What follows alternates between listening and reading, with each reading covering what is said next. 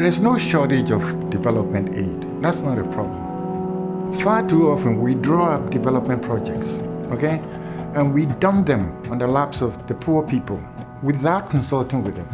It is not that there aren't any goodwill or well wishes to help the poor, just that the vehicle that they're using is the wrong one.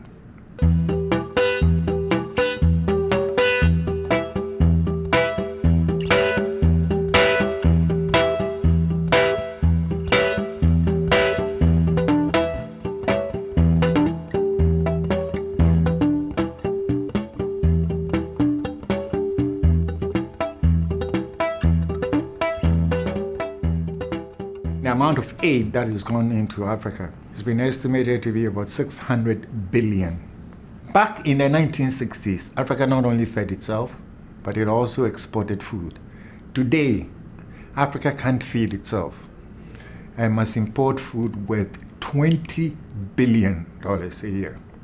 So in other words, Africa relies on foreign aid to feed itself. When there's plenty of resources, land, in Africa. I'm not saying that nobody should help Africa, but until we get our act together in Africa, I mean, no amount of foreign aid is going to save Africa.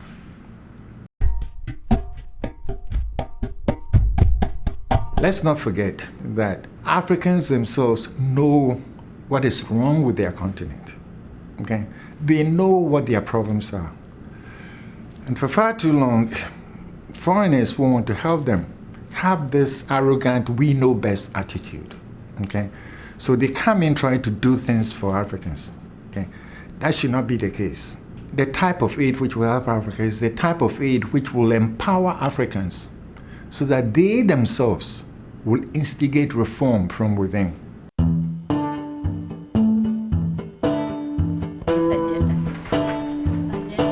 What kind of projects have you come with? It's different to the motorbike. It's different. How much does it cost? For us, we need around 100,000. 100,000. Otherwise, it is a very good project which can generate money. I'm Janet Asewe. I am a chairperson of the Excel Women Group. We just started little by little, collecting some little money from the members.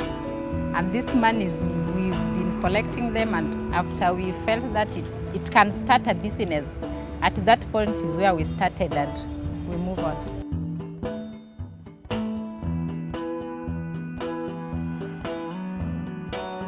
As a group, we also own a business like poultry keeping. We have a saloon. At the end of the day, we believe we get some profit. The money we get from these businesses, part of it goes to the widows with their children. We also have those who have been victimized with HIV/AIDS. Some of them don't have good support, and out of this money is where we give them the support.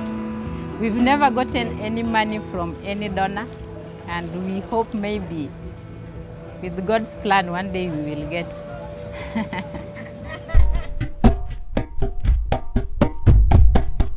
The Cheetah Generation is a new breed of angry Africans. These are the young Africans who have seen that their leaders have failed them and their government is hopelessly corrupt. They can't look up to the government, okay? So instead of sitting down and waiting for government, they themselves are doing things. They are taking their own initiative to do things for themselves. Wherever they see a social problem, the cheetahs see a business opportunity. They are mentally agile, they are educated, and they brook no nonsense about corruption. Just that they want to take Africa on a totally new path.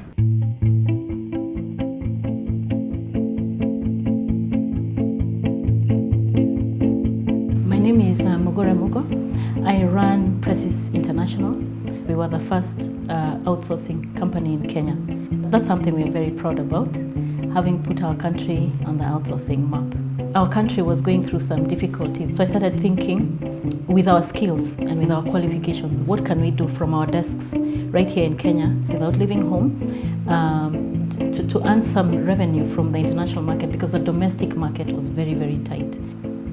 A lot of young people, myself included, believe this is the solution for Africa.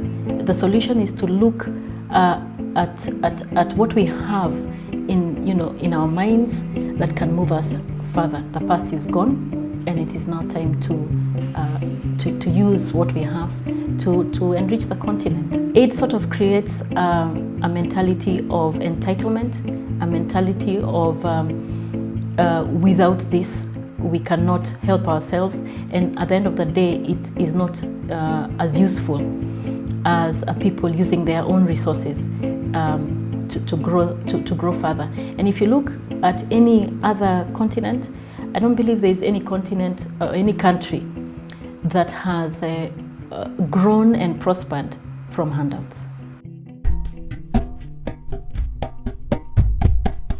The cheetahs right now, they are, scattered, and we need to organize them into a potent force or movement. If there are Westerners who are willing to help set up a cheetah fund for cheetahs to borrow money from and pay it back, okay, that is fine. Or if the Westerners also want to invest in a cheetah fund and also make a profit, there's nothing wrong with that. There are many opportunities and that African cheetahs are taken care of. And as I said, the salvation of Africa rests on the backs of these cheetahs. The important lesson, to learn is that, good intentions alone are not enough, and if you want to help a people, you have to understand the people you want to help. And the bottom line is that, you should encourage them, first of all, to look within, okay, their own countries for their own resources first, before they turn to foreigners for help.